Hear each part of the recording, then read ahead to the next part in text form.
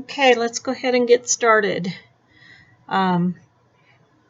So thank you for being here. Thank you for watching. And I'd like to welcome you and thank you for joining the first live stream of the World's English IELTS series. This is going to be a series of, I didn't write down how many lessons, but it's going to be a series of all the speaking, reading, writing, and listening lessons that we offer at World's English. If you'd like to see all the lessons that are offered, you can visit us at worldsenglish.net, and I will add that link below, along with the direct scheduling link. I'd like to ask you to subscribe so you don't miss any of the future lessons. They'll either be recorded or live streamed, and this is the best way to get free lessons from World's English. We do also offer very inexpensive paid lessons, and they are scheduled day and night, so there's lots of flexibility for you. And one-on-one and corporate lessons are also available. So let me just quickly introduce myself. I am Tony, and I am a teacher and founder for World's English. And I'm pleased to be here today to get this thing started. And hopefully we can bring you some other teachers as well in the future. But for now, I'm going to go ahead and bring these lessons to you.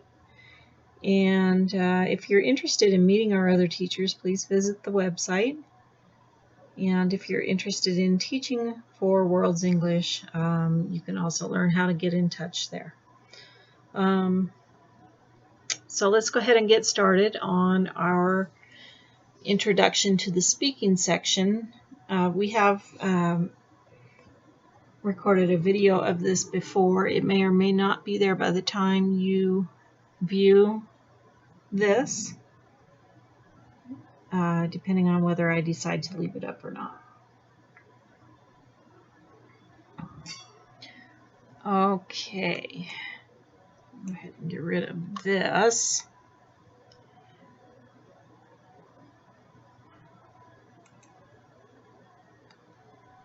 Okay, so let's take a first glance at the IELTS speaking test and what we can expect. We're going to basically in this course go over the format and the expectations for the exam. You should already have a level of English that will give you the ability to be successful in the test. This will help you prepare for the test itself. So the speaking section itself, just the speaking section, lasts from 11 to 14 minutes and consists of 3 parts. There are no dictionaries allowed.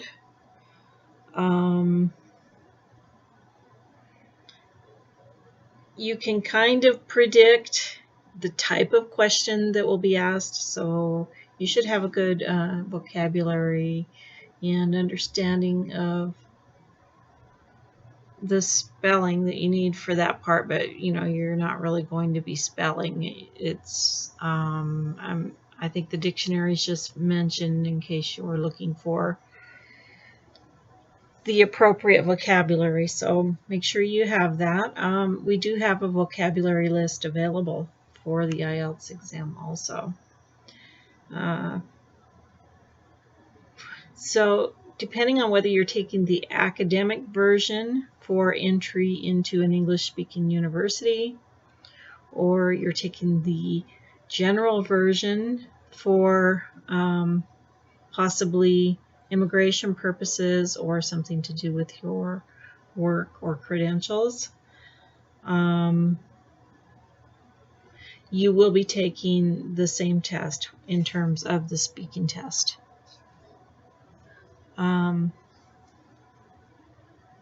So that's marked the same way. No differences there.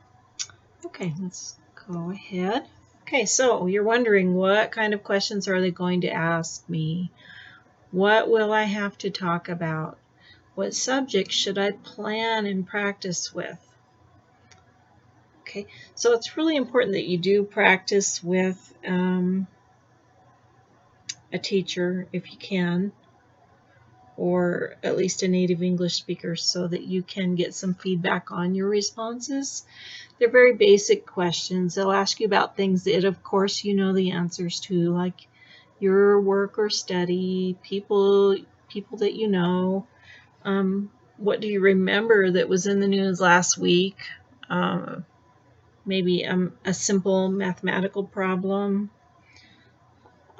Something about experiences you've had in the past, or how you feel your city could become a better place. You know, very simple questions, historical questions, or perhaps opinion questions. So in that regard, it's kind of hard for you to prepare. You should already know the answers. The best preparation is just to be able to have the vocabulary to answer these types of questions and to have a format that will touch on all the bases, and we'll get into that later. You'll learn more about that.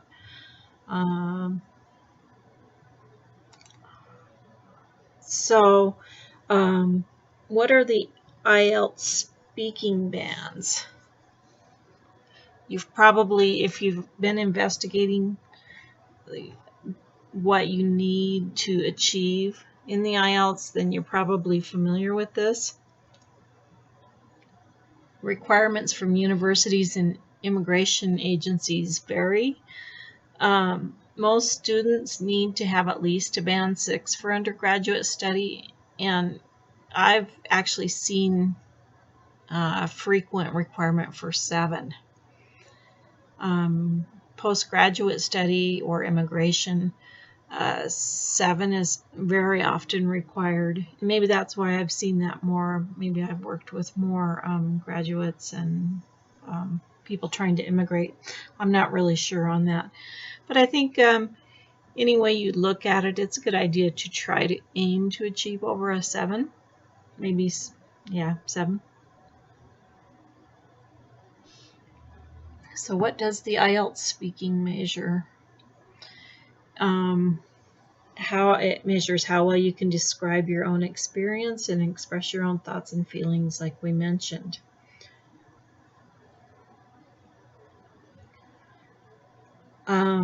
Like the other parts of the IELTS, meaning the reading, writing, and listening, it's graded on a scale of 0 to 9.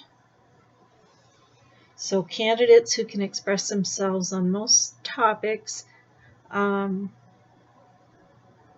but make a lot of mistakes, maybe people that have an English ability on the lower end will get somewhere in the range of a band 5.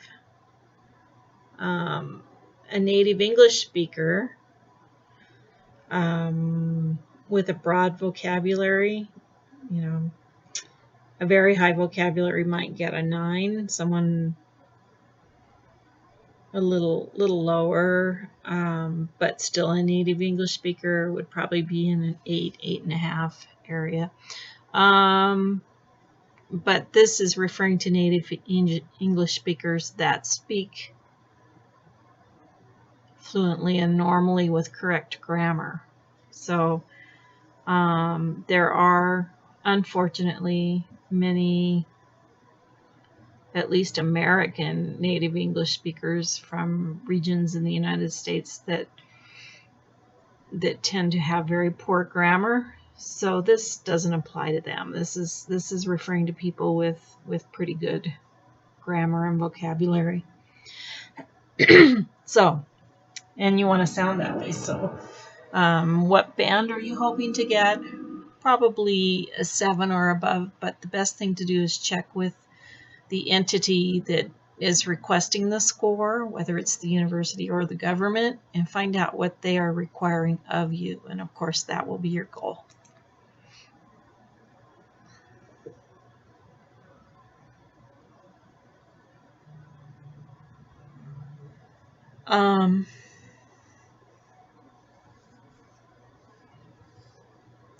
So if you had to measure how well someone spoke your language, what would you be listening for?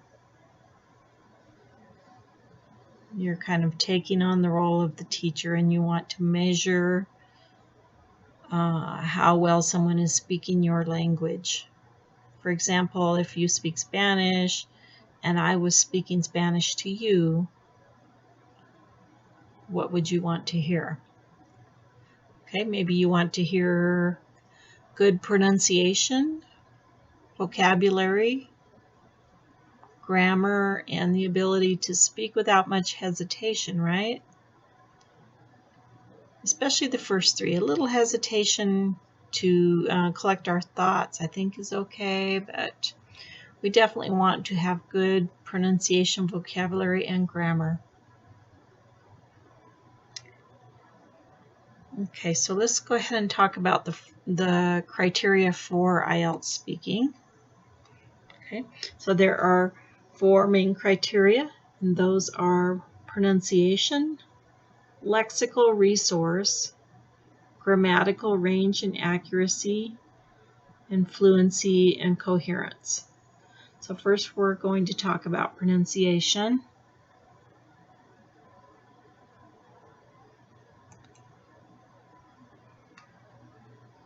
Now, folks, I want to be able to answer your questions, but unfortunately I'm not seeing the chat window right now. Let me see if I can remedy that. Give me just a moment.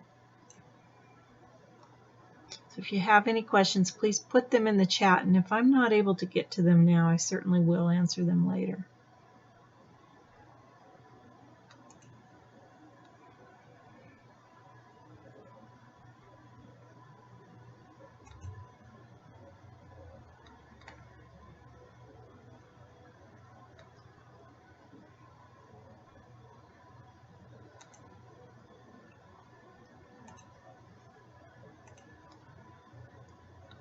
Okay.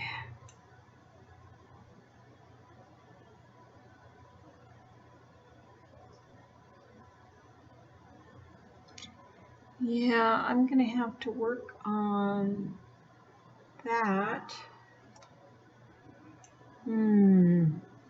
Maybe if there's someone out there that knows how we set up the chat, do we just need to be watching as, well, I don't want to be watching because I suppose I can turn the sound down, but I'm afraid I'll have some echo. I'm trying to watch at the same time. So since I'm kind of new at this, if any of you knows how I can see the YouTube chat,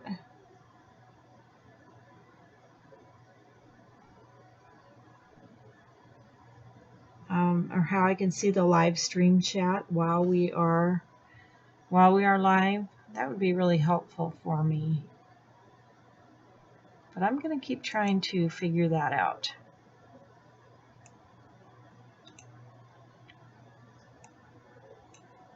I'm going to try to keep figuring that out. See, even I use a little bit of slang.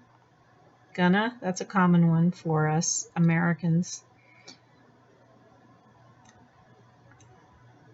And that is slang for going to.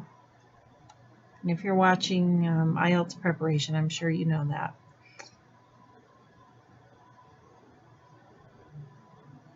IELTS.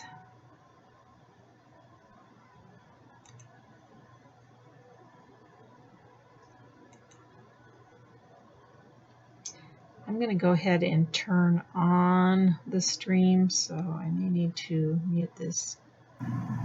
Yeah, so bear with me for a moment. Let's see if I can see the chat.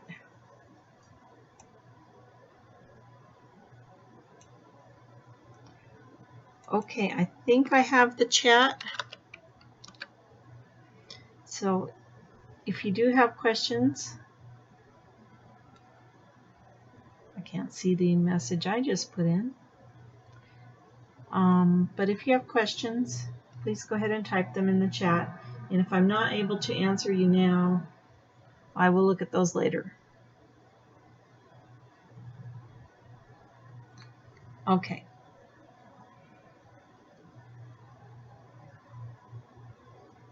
Now, as I was saying, we're going to talk about pronunciation. So, backing up a little bit first. We're talking about the 4 criteria for IELTS speaking, the first one being pronunciation.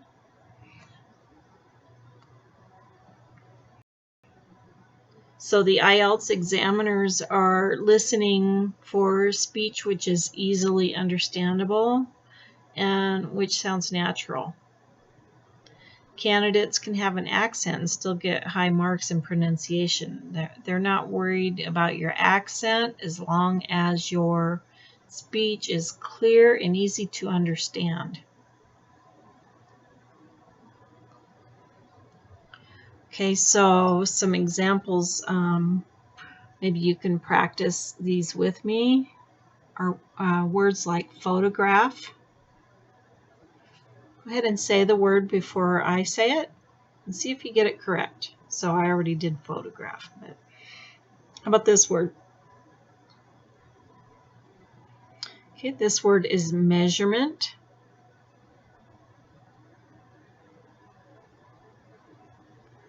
This one, breakthrough. And this one,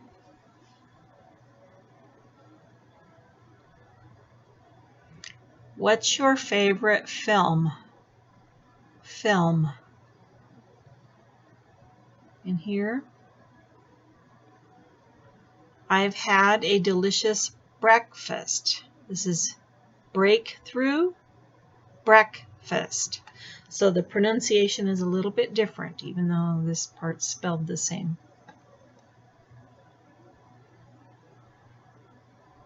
Okay, let's talk about lexical resource or vocabulary.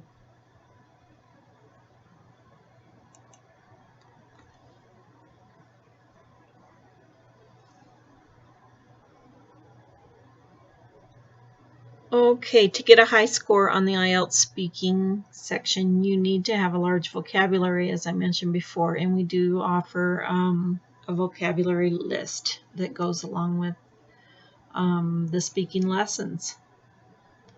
We're going to go ahead and do this little matching game. So I recommend that you pause the video and figure out the matching on your own and then come back to see if you got the answers correct. So go ahead and pause here, and when you come back I will be showing you the correct answers. So what you're going to do is match these words with their synonyms. Okay, welcome back, and hopefully you got those right. Turn on my pen, and so what is a synonym? It's 2 words that mean the same, right? So a synonym for a car is an automobile. Automobile. A synonym for fast is speedy.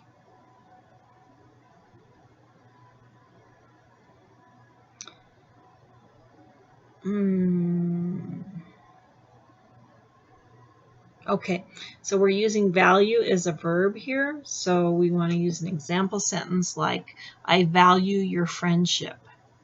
When we use value as a verb, it means appreciate, like I appreciate your friendship. Okay, and helpful. This medication is helpful for my condition. That's an example sentence. So this medication is beneficial for my condition. Okay. And the reason I skipped hot and did the others is because hot and boiling, in my opinion, are not exact synonyms, but they mean boiling water is definitely hot, but hot water is not always boiling, right? So that's why I don't think they're exact synonyms, but they're very close. They have the same meaning. They both mean that if you put your hand in, it's going to hurt, right? So, but if you put your hand in this water, the boiling water, it's going to hurt you a lot worse than if you put it in hot water that is not boiling. Okay, I hope that makes sense. Okay. Okay. So let's talk about grammatical range and accuracy. So what we want to do here is decide which of these sentence structures are simple and which are complex. For a high band in IELTS speaking, you need to be able to form simple and complex sentences correctly. So the task here is to look for the mistakes in the sentences. So once again, please pause the video and look for the mistakes. And I apologize. My Skype phone is ringing. Pause the video and look for the mistakes, and when you come back, we will go over the answers. Okay, so let's take a look at number 1. The summer of 2012 have been very rainy. What's wrong with this sentence?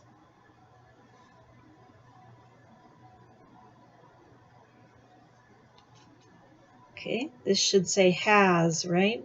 Has been very rainy. Why should it say has?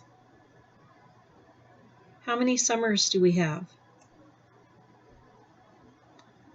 We only have one summer of 2012.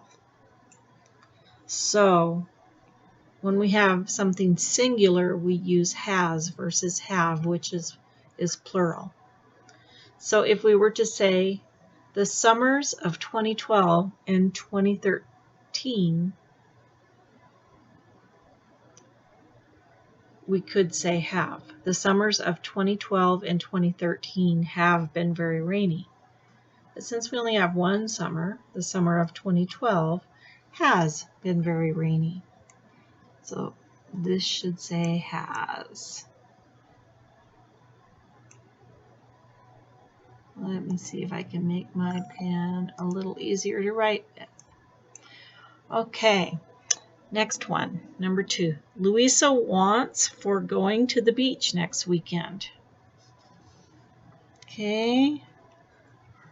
Louisa wants for going to the beach. For going is the error here. What should it say?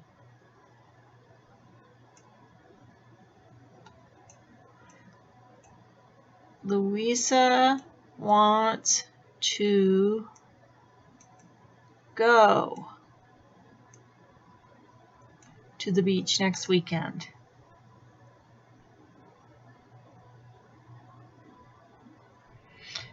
During I was in Turkey, I enjoy going to the market. Okay. So the first thing we need to recognize is was is past tense. So there's 2 ways we can do this. Enjoy is present tense. Okay, so we need to make this sentence either past tense or present tense.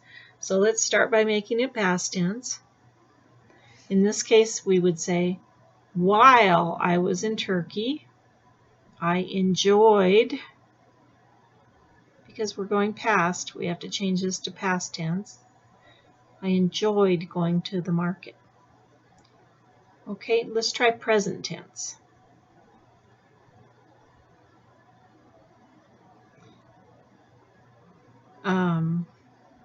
when I am in Turkey, or when I was in Turkey, I enjoyed going to the market. That's past tense. Present tense.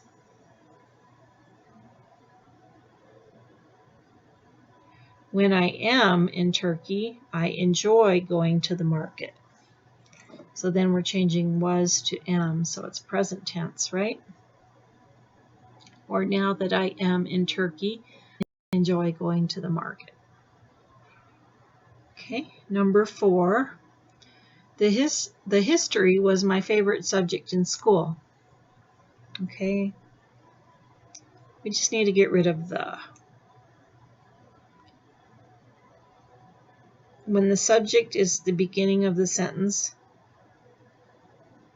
well, actually, when we're talking about this type of subject in general, we don't use the article. We just say history. History was my favorite subject in school.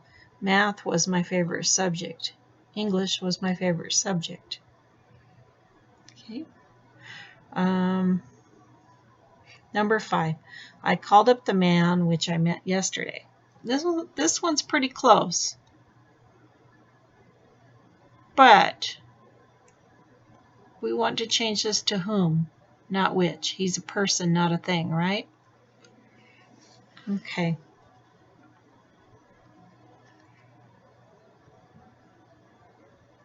All right, let's go on and talk about fluency and coherence.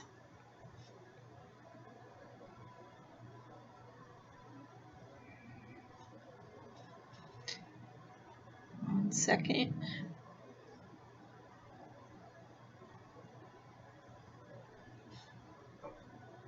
Okay, a fluent speaker is someone who can speak on a wide range of subjects. How can you tell that someone speaks your language fluently? So once again, if you're playing the part of the teacher, how would you determine that the student was speaking the language fluently? You would be looking for them to speak at a natural speed without much hesitation, right? Without repeating words or sentences. And you would like to hear them use connecting words such as however or on the other hand. Now these are really important, so keep that in mind for the speaking and the writing portion of the IELTS. Those connecting words are expected, so make sure you know them. However, in addition to, on the other hand, in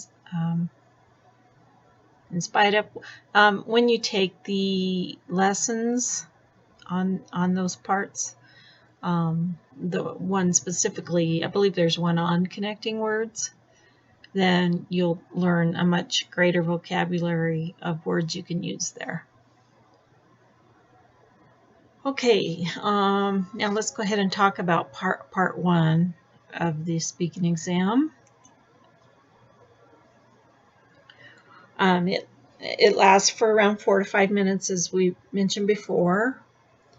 The first thing the examiner is going to do is ask you your name, ask you to identify yourself, and then they'll go on to ask you, and that introduction is also very important. You need to be able to use full sentences and answer completely. Excuse me. Okay. Then they will go on to ask you questions about your life, and these are the kind of questions that I told you before you should already know the answer to.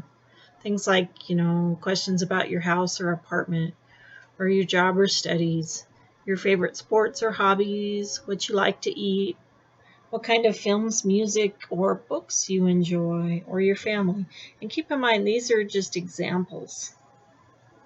But don't worry about this part of the test too much. Just make sure that you can answer fluently, because these questions can vary. Okay. And then what happens during part 2 of the IELTS? This also lasts for 3 to 4 minutes. So what happens here is you'll be given a piece of paper called a cue card. And in your lessons, you will practice with cue cards if you take this lesson series from World's English. So you'll be kind of creating your own cue cards, or it's kind of up to your teacher. It depends on which teacher you have, but we may be providing something for you on the screen. We may just ask you to write the question down. The teaching styles vary a little bit, so that'll be up to your teacher. But you might get a question like this: describe an interesting website that you've visited. And from that, you're going to have a format that you'll follow. And your answer would be something like when you visited it, how you first knew about the website, what the website was about, and why you thought it was interesting. Okay.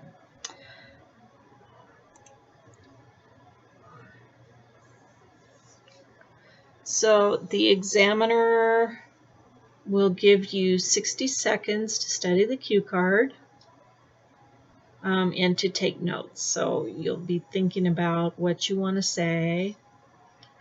And then you're going to speak without interruption for 1 to 2 minutes. And this is very difficult. It can be very difficult. So for some people, it's difficult to speak less than 2 minutes.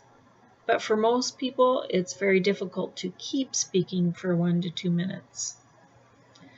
So whichever you are, either way, it's important for you to get a feel for how long 1 to 2 minutes is, so that you can fit the parts of your answer into that time frame. So that's why you will be practicing these cue card questions a lot with a timer.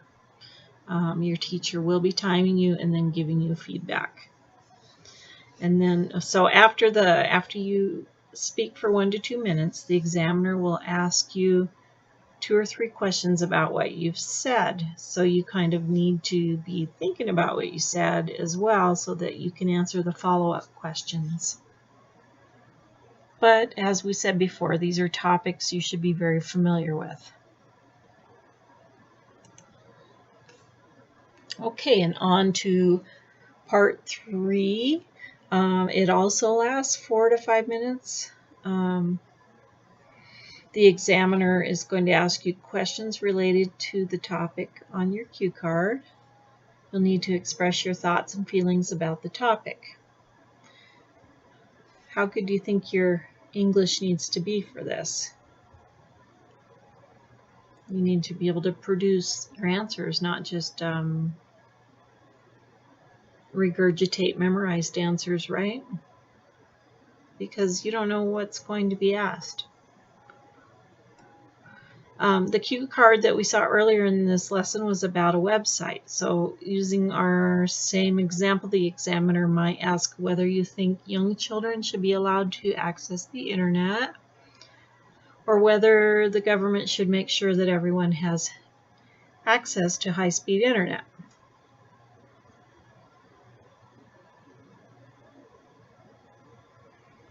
Okay, so thinking about our cue card, let's go back and take a look at that again.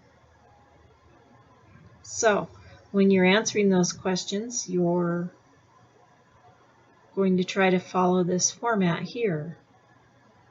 You'll try to hit on each of those points. And that should give you a full, well-rounded answer to whatever question the examiner asks you.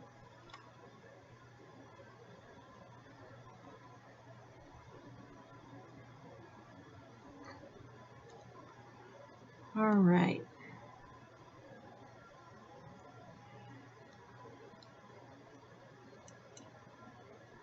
So how good does your English need to be to pass the IELTS speaking exam? Okay, so there's no real pass and fail on the exam. You're trying to achieve a specific score. a specific band based on the requirements of the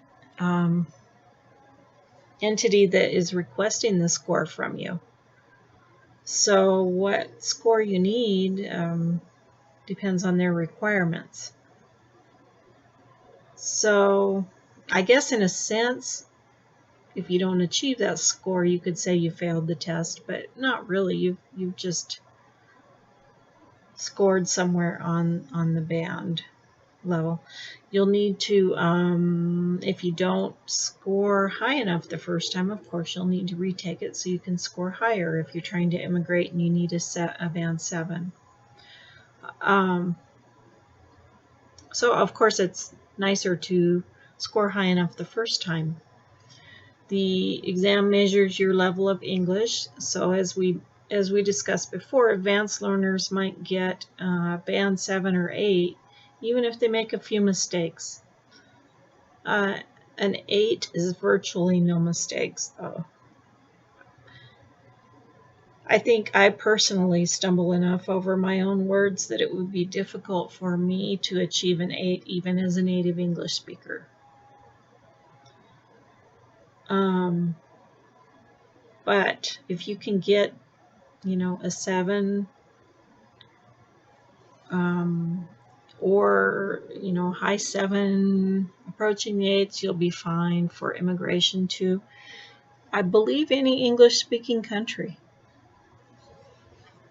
Intermediate students typically will get a 5 or 6, and lower level students will get a lower score. So if you're trying to immigrate, you need to make sure that you've tested at the skill with your speaking ability.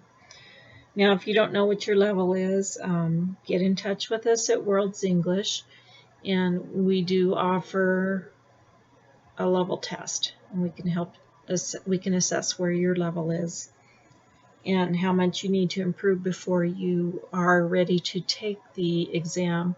The whole goal here is to make sure that you're ready before you go to take the exam, so that you score the score that you need and don't waste your money and your time taking the exam and not achieving the score you need.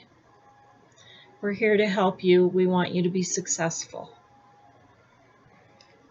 Okay, so that said, the examiner is looking for the ability to express your own thoughts. Mistakes are only considered serious if they're very frequent or if they prevent the examiner from understanding what you're trying to say, just like pronunciation. The examiner needs to understand what you're trying to say.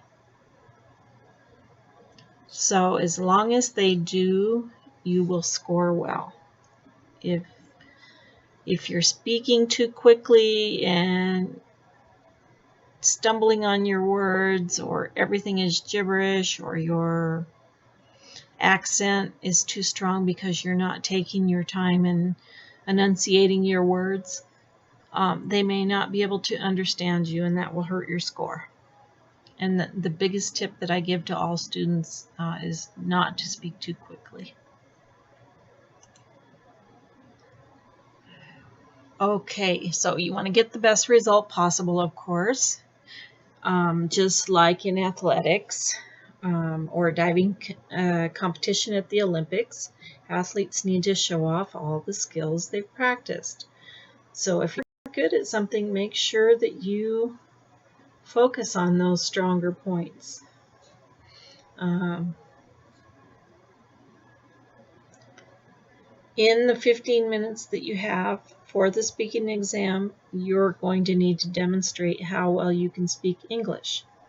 So, as an example, if you're an artist and you're a very good artist and you could draw complete landscapes and people and animals and everything, and you take an art exam and only draw a stick horse or a stick person, you're not demonstrating your full skill, right?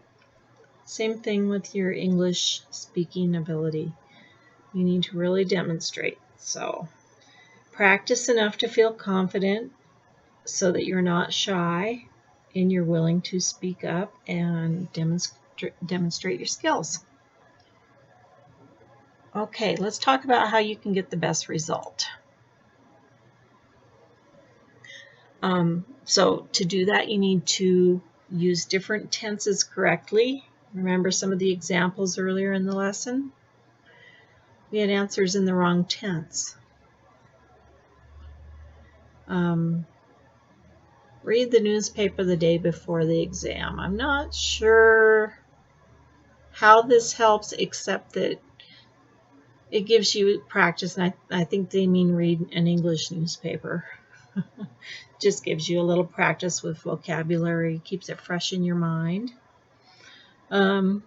Use synonyms for words in the examiner's questions. So if the examiner asks you, let me think of an example.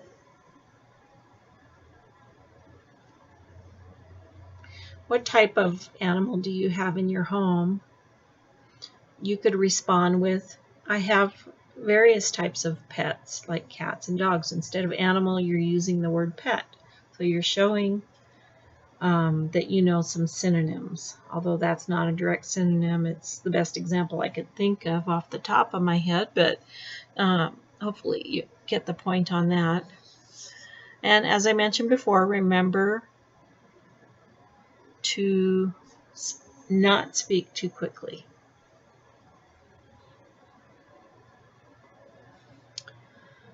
Pronounce words correctly.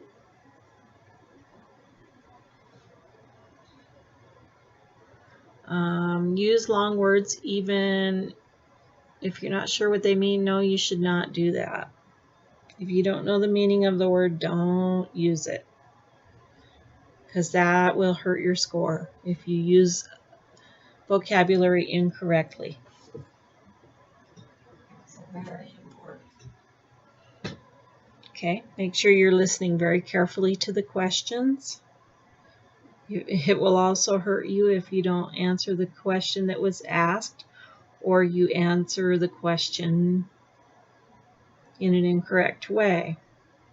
For example, if you're asked a question about your grandmother and you respond something about your mother, that will hurt you. Okay, try to memorize questions and answers before the exam. No, don't do this. This is not possible because the questions change, therefore the answers change. So just make sure you have the ability to answer whatever comes at you. Okay. Which part of the IELTS speaking test do you think will be the most difficult? Maybe you can tell me in the comments below. Let me know what skills you think you need to work on the hardest so we can plan our future lessons based around what students need. So also leave any other comments about specifics regarding IELTS exams. Any questions you have, any skills you feel that you need to work on more, and we'll try to make sure and do some videos to help you with that in the future. And that's about all I can think of. So once again, I ask that you please help World's English get found by giving us a thumbs up and sharing and subscribing. We also welcome you to come to worldsenglish.net, see what other free content we have, what lessons are available to you, and check out the IELTS blog. We have a great teacher's blog. You'll learn lots of great tips and tricks, and it'll be well worth your time. So look forward to hopefully seeing you in class, and enjoy your day. Thanks for watching. Bye now.